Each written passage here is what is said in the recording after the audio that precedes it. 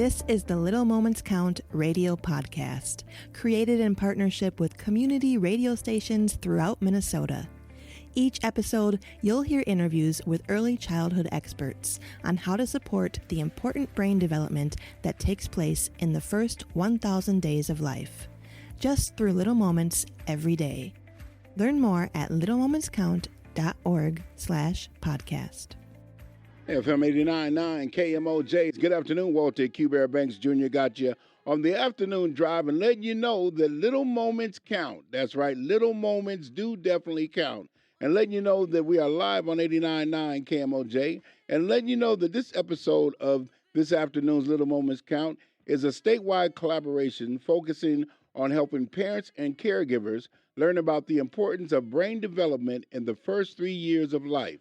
Nearly 80% of brain growth happens in the first 1,000 days of a small person's moments in their life when it comes to interaction of talking, playing, reading, singing, and the list goes on with that mobility of that mobile part of the body within itself and that brain. And if you like more information, you can always lock in at littlemomentscount.org. But on the phone line, I got Mr. Andre Dukes himself. I'd like to say good afternoon, sir, and how you feeling? Good afternoon, Q Bear. I'm doing well. It is a good day on the north side, so thank you, sir. No doubt, no doubt. For the listening audience, can you just give us a little bit of what's about to take place when we're talking about NAZ, the Northside Achievement Zone, and when it comes to 2024 and dealing with the youngsters and the youth and how the importance, the factors are when it comes to starting at a very young age of letting them know that you got some cares and concerns about them? Well, let me just start by saying that when we are talking about the work of NAZ, we are talking about supporting children prenatally all the way through high school. And really, we work with both the parent and their children to ensure that we are building generational wealth. We believe that academics is a part of that. But we also know that stabilizing housing in the community is a part of that, having career opportunities is a part of that. And so all of these things working together is really how we can, over time, build generational wealth and the economic mobility of our children and their families. And so that is the work of NAZ.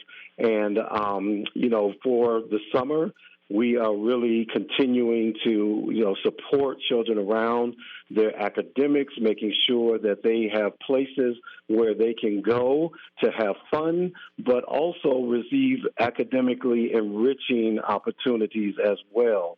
And so I think both are equal because there's something called Summer Slide.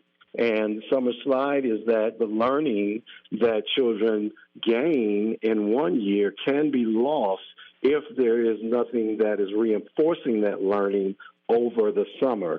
And not all of it is lost, but some of it is lost, and then they have to regain that in the subsequent year. But if we as families and as communities provide fun, academically enriching environments for children, then they will not just, they will not lose, but they could increase and keep up a pace with their academic success. Now, when it comes to a youngster at a very young age and showing them, the things in life when it comes to them being at a very young age, and they're like sponges, so they absorb in anything and everything that you put at them, how important is it to start out with that positive factor and showing that thing they call LOVE, which is plain and simple love that we all have, but we all just don't share it. So talk to us a little bit about that. Yeah, a lot of people talk about trauma, and they associate, our community with trauma. But one of the things that we know mitigates the effects of trauma is to just be kind, to be nice, to be nurturing, to be supportive. Those things cost us nothing, just to be neighborly. And to be caring, to let people know I see you, to let children know specifically, I see you, I value you, and I want to protect you and help you, does wonders in terms of increasing their confidence, their security, and just the belief that they can learn, that they can develop, that they can explore their community and be well. And at the end of the day, it's all about the well-being of our children and our community. And we all know that the children are first, but sometimes we as parents, and I'm talking about parents of that I see and family members that I know, and non-family members and community people as well, it's not about the title that you have in front of your name. It's that you do that helps you to continue when it comes to the game of life within itself. And when we're talking about youth and at a very young age, how important is that community and that surrounding area when it comes to affecting our youngsters and our youth at a very young age? Yeah, children need to be surrounded with positive adults. I was recently interviewed about Operation Safe Summer that is being implemented by, the city of Minneapolis, and they have a lot of plans to make sure that our children can be safe. But one of the things that I said is that we have to create or turn hot spots into bright spots. And that's really what children need. They need bright spots in the community. Sometimes that is in the form of relationships, but it's also in the form of place. They need places in the community where they can go and know that that is a bright spot for me. It could be in a faith community. It could be at a park. It could be at a school. But they need to know where the bright spots are in the community. And we as adults need to create those bright spots and to eliminate the hot spots. The hot spots are places where there are threats. The hot spots are places that are unproductive. The hot spots are places where there can be threat. But if we turn those hot spots into bright spots, guess what? They become more family friendly. They become places of learning. They become safe spaces. And that's what our children need in the community, not just in the summer, but year round. But we have an opportunity to start that process and do more of it over the summer. Ladies and gentlemen, none other than Mr. Andre Dukes, who's one of the coolest cats I know. Brother, I appreciate you on the real. I appreciate you. And before I let you go, because you always told me this, and this was a long time ago, and it says, yes. it has a thing about getting ready, and you don't have to get ready if you stay ready. So in the process of that, and talking about the spirit within itself, how is it that one youngster, one little one, because if you want to know the truth about anything, you ask the baby, because they ain't learned to tell stories and that kind of thing. But then when we find out that the behavior of some of the youngsters is taught by some of the parents and some of the elder youth, and I'm not saying elders, but the older youth, and because of what they see, how important is it to just show them that clean vision of what life is really about? And this is not just the baby question. This is the grown folks' answer as well, because there's two sides to that answer. No, I appreciate that. And you said it earlier, children are sponges.